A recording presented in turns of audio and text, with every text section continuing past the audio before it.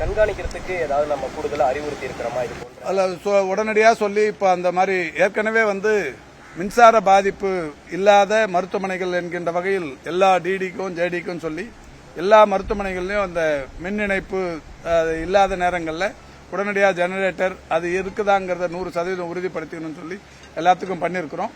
இப்போ இந்த போடியோட சம்பவம் நானும் கூட பார்த்த உடனே இப்போ இந்த இமிடியேட்டாக அந்த ஜேடி டிடி எல்லாம் போய் எல்லா மருத்துவமனையிலும் இருக்கிற இந்த கட்டமைப்பை உறுதிப்படுத்திக்கணும், அதாவது ஸ்ட்ராங்காக இருக்காங்கிறத உறுதிப்படுத்திக்கணும்னு நேற்றுக்கு உத்தரவிட்டிருக்கிறோம்.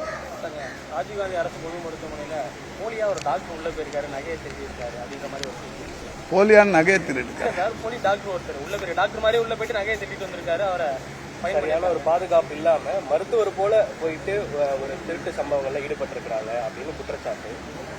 இதை கட்டுப்படுத்த இல்ல எல்லா இடத்துலயும் காவலர்கள் போதுமான அளவுக்கு இருக்கிறாங்க.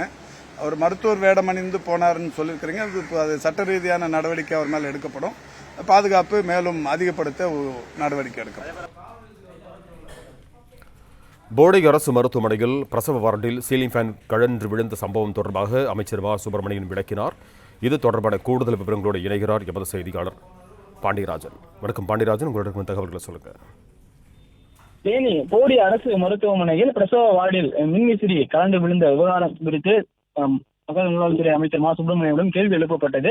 அவர் மருத்துவமனைகளில் மின்சார கட்டமைப்புகளை உடனடியாக கண்காணிக்க உத்தரவிடப்பட்டிருப்பதாக தெரிவித்திருக்கிறார். மாவட்ட சுகாதார அலுவலர்களுக்கு நேற்றைய இதற்கான அறிவுறுத்தல்கள் வழங்கப்பட்டிருப்பதாகவும், அதுபோல 60 ஆண்டுகளுக்கு மேலாக இருக்கக்கூடிய மின் வயர்கள் மற்றும் மின் இணைப்புகளை கண்காணிப்பதற்கான அந்த உத்தரவு பிறப்பிக்கப்பட்டிருப்பதாக சொல்லப்பட்டிருக்கிறது.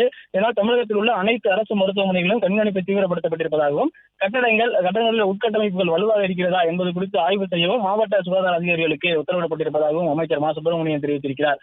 மருத்துவமனைகளில் மின்வெட்டுகள்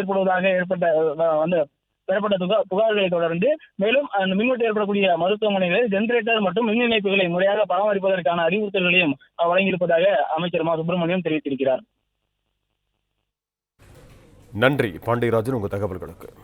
பிளே ஸ்டோர் மற்றும் ஆப் ஸ்டோரில் இருந்து பாலிமர் செயலியை QR கோடு மூலம் பதிவிறக்கம் செய்யுங்கள்.